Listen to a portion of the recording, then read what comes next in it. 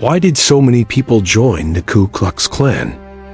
In the aftermath of the Civil War, the South was a land of turmoil and change. Economic hardships caused by the changing workforce, resulting from freeing enslaved people in the South, fueled resentment toward Northern politicians and the newly freed African Americans. Disillusioned white Southerners were looking for a way to channel their frustrations.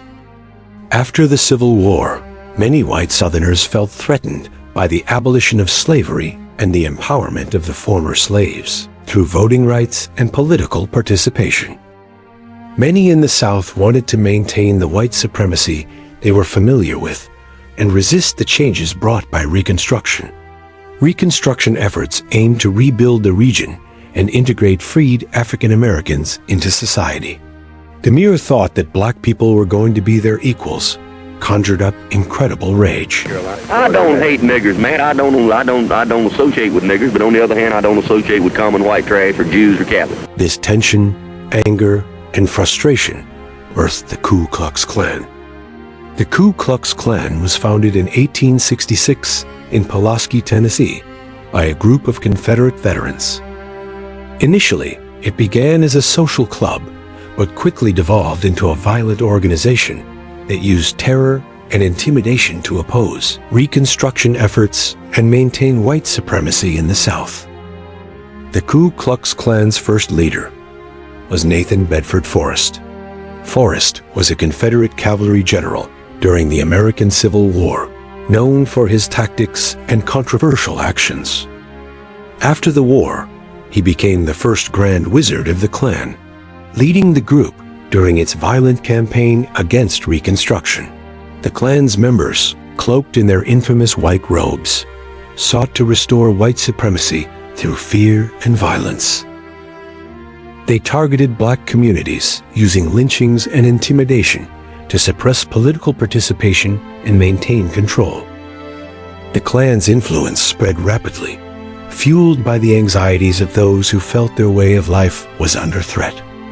The reign of terror in southern states became so widespread that in 1871, a congressional investigation was ordered.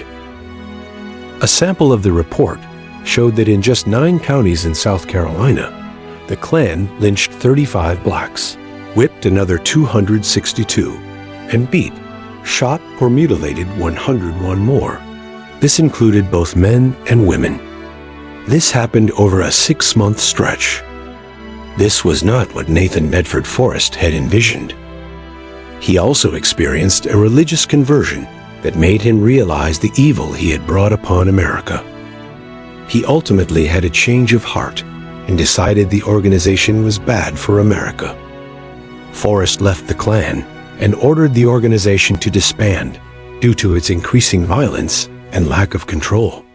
However, local chapters refused to shut down and continued to operate independently as Forrest's influence over the group diminished.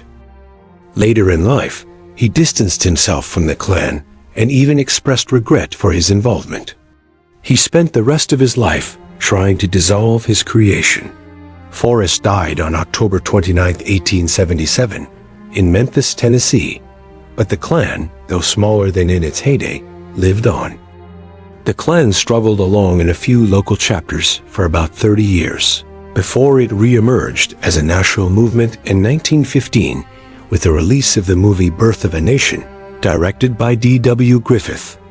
It was based on Thomas Dixon Jr.'s novel, The Klansman, which shared similar themes of glorifying the Ku Klux Klan and vilifying African Americans. Born in Shelby, North Carolina, during the Civil War, Dixon's upbringing in the post-war South clearly shaped his views and writings. His work not only reflected, but also reinforced the racial prejudices of his time, playing a significant role in perpetuating harmful stereotypes and justifying racist violence. The film's racist portrayals glorified the original Klan. This era saw major social changes, including urbanization, mass immigration from Europe, and shifts in cultural norms.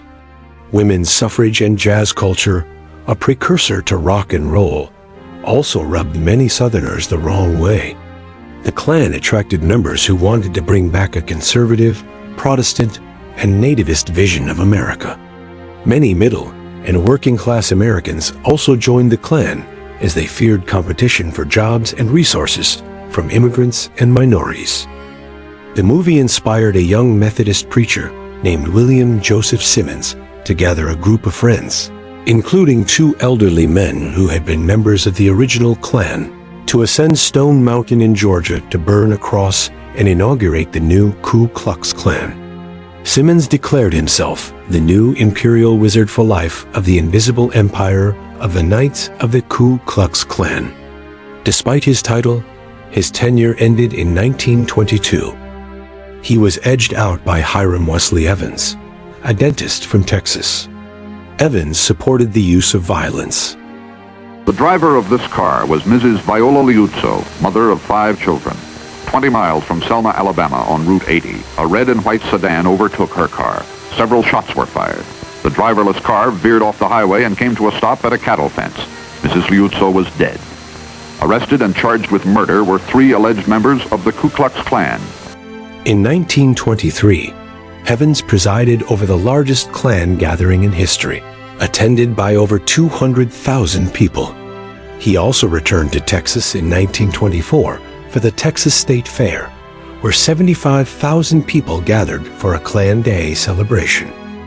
The Klan used its growing membership to influence elections, promote discriminatory laws, and oppose civil rights progress.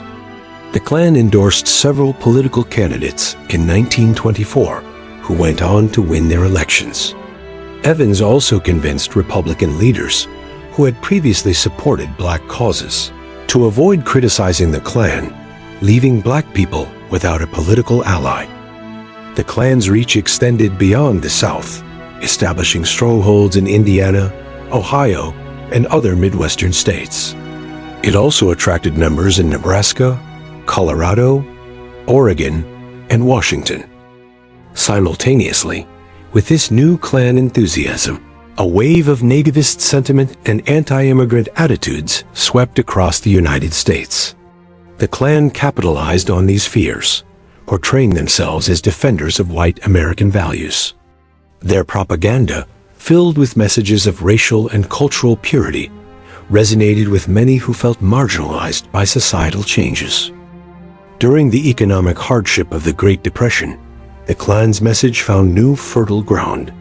Newly poor people, desperate and uncertain about the future, were drawn to the Klan's promise of stability and order. The Klan's rallies and parades became spectacles of power, attracting many new members. By the onset of World War II, the Klan's influence began to wane. The civil rights movement, sparked by the murder of Emmett Till, brought significant social change, challenging the Klan's ideology and greatly diminishing their power. Smaller resurgences occurred in the 1950s and the 1980s. The Klan's effective end came in 1987 when Beulah May Donald, the mother of Michael Donald, a young African-American man lynched in Mobile, Alabama, won a $7 million civil suit against the United Klans of America, bankrupting the national organization. Yet, the legacy of the Klan's actions remains a stark reminder of how fear and prejudice can be manipulated to foster hate and division. Klan leaders throughout history exploited fear and prejudice to recruit members. They spread propaganda portraying minorities and immigrants as threats to American values, jobs, and safety. For many, joining the Klan was less about active violence and more about participating in a community aligned with their beliefs.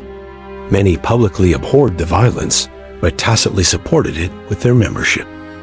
In many periods, law enforcement and local governments either supported the Klan's activities or turned a blind eye. This lack of accountability allowed the organization to operate freely and gain more members. The Klan's brand ultimately wore out its welcome, but its spirit lives on in organizations like the Proud Boys. Although they have dropped the overtly racist rhetoric, they maintained the Klan's hypervigilance toward nationalism and Christianity. Joining the Klan validated many people's fears. The Klan's appeal ultimately lay in its ability to create scapegoats for people who felt threatened by societal changes and their own lack of success. So take in the individual, what if he be in the Klan or out, check the leadership. Say, for example, we have people with painter contractors. As far as I know, failures. We have people with insurance agents. As far as I know, failures. We have people with concrete business. As far as I know, failures. And such as that just failed out and flunked out, couldn't promote leadership, and just lost out everything they had, and then, well, when they couldn't find nothing else to do, as the fellow said, they made him a Klan's leader.